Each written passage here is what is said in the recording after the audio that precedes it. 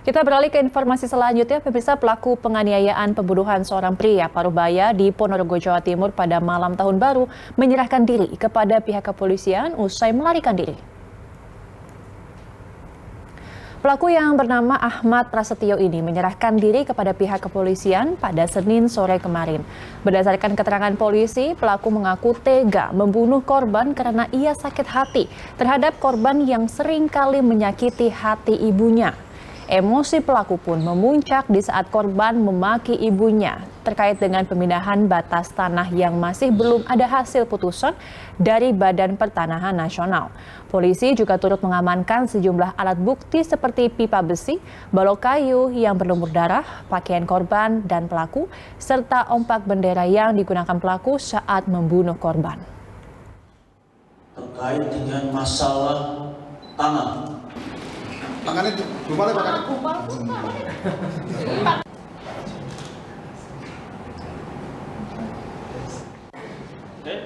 Karena dia sakit hati, ibunya disakiti. Terkait dengan ucapan maupun perbuatan perilaku korban yang sudah lama terjadi sebetulnya. Tapi puncaknya ketika korban pada saat bekerja di Kalimantan mendengar ibunya diperlakukan tidak pantas, kemudian sampai sakit dan ponakannya diancam.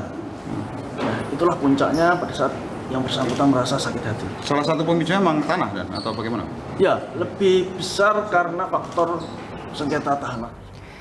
Dan untuk membahas kasus ini kita sudah bergabung dengan Kapolres Ponorogo AKBP Anton Prasetyo. Selamat sore, Pak Anton.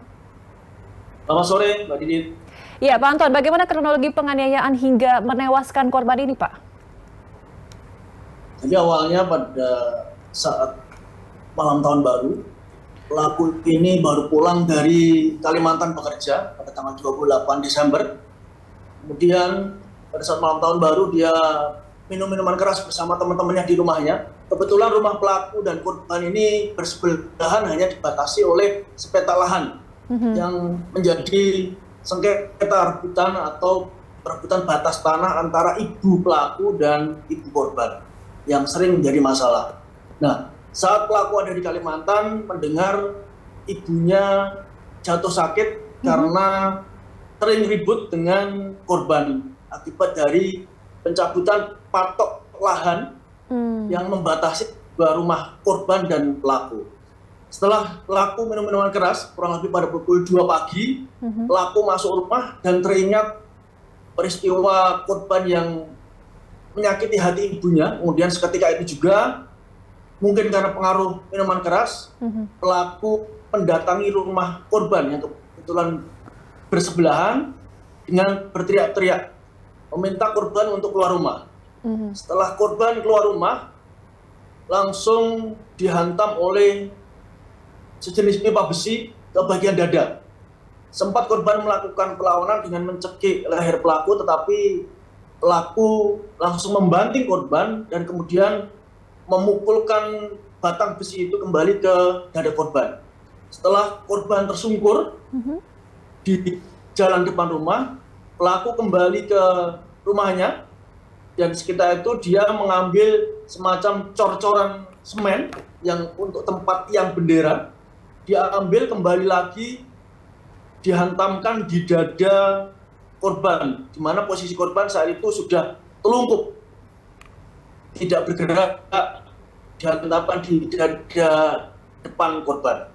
Kemudian seketika itu pelaku kembali ke rumah dan mendatangi ibunya yang kondisi sakit dan berpamitan untuk pergi, untuk melarikan diri di kebun-kebun sekitar daripada TKP. Kemudian dari beberapa keterangan saksi yang sempat melihat pertengkaran antara korban dan pelaku, sempat ingin melerai pelaku tetapi tidak berani karena pelaku terlihat dalam kondisi habis minuman keras dan membawa semacam sebatang besi. Jadi saksi tidak berani melerai. Saksi langsung berlari menuju ke Polsek Pulung dan melaporkan peristiwa itu di Polsek Pulung. Pada saat anggota mendatangi TKP, pelaku sudah tidak ada.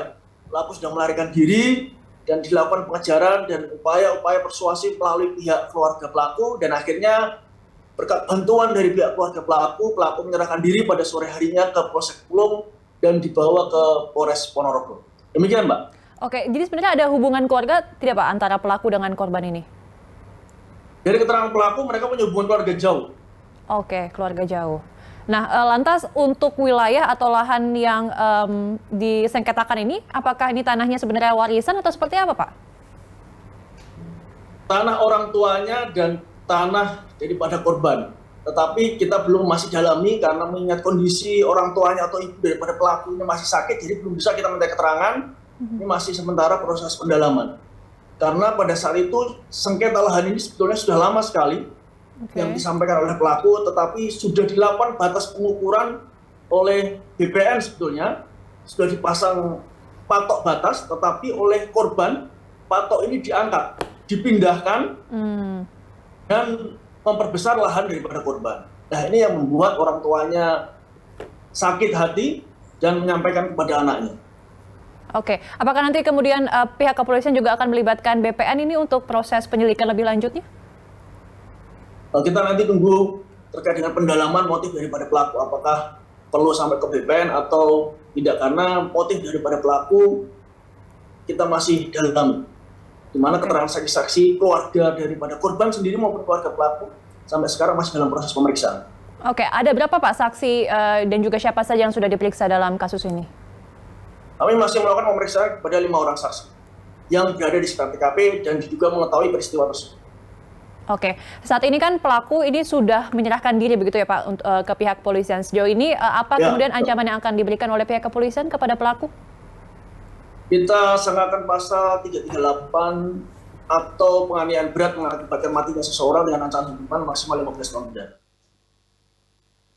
Baik, terima kasih banyak Kapolres Ponorogo, KBP Anton Prasetyo, sudah bergabung bersama kami di Berita Satu Sore.